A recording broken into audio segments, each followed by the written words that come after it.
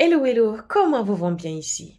Je vais vous parler aujourd'hui de nos actes que nous commettons très souvent, soit par calcul, soit par ignorance, soit par vengeance. Je vais vous parler d'une jeune fille qui est venue en consultation chez le maître Fa et a été très frustrée parce que sa consultation ne révèle pas grand-chose. Deux lignes. Le maître Fa dit, la seule chose qui a corrigé dans sa vie, c'est sa façon de faire. Il faut qu'elle se remette en question car elle a fait beaucoup de mal aux gens.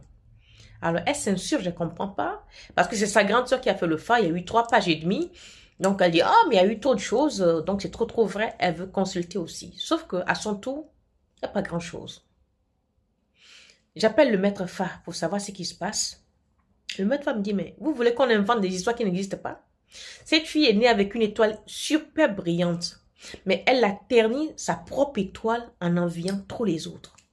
Elle a tenu sa propre étoile en envoie tout le temps les marabouts, parce qu'elle est musulmane, en envoie tout le temps les marabouts, en envoie tout le temps les griots pour briller encore plus. Résultat, son ange gardien l'a lâché. Vous voyez?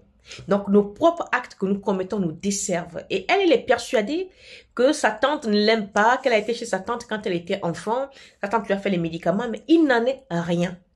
Ce sont ses propres actes qu'elle commettait sur les autres en les enviant, en allant le retarder, qui se retournent contre elle. Donc, je vais vous dire une chose que, sachez qu'il y a des gens qu'on ne fétiche pas. Je vous le dis tout le temps. Il y a des hommes qu'on n'amène pas chez les marabouts. Il y a des femmes qu'on ne tente même pas de féticher. Et il y a des copines qu'on ne touche pas. Voilà une fille qui est née brillante, qui a tout l'avenir devant elle, et qui se l'est compromis uniquement parce qu'elle voulait encore plus et toujours plus. Aujourd'hui, elle est obligée de faire des trucs, mais des cérémonies sur cérémonies pour enlever tout le mal qu'elle a fait.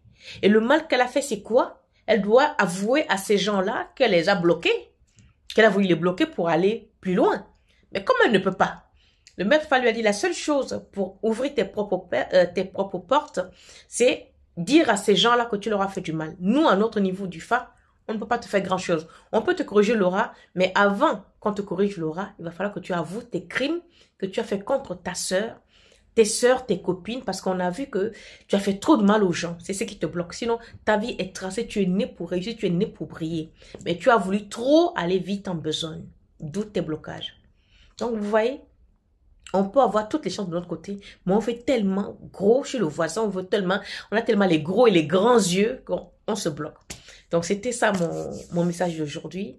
Contentons-nous de peu que nous avons. Et si on doit gagner gros, Dieu fera. Les génies feront. Chacun aura sa part sur cette terre. Arrêtons de loucher.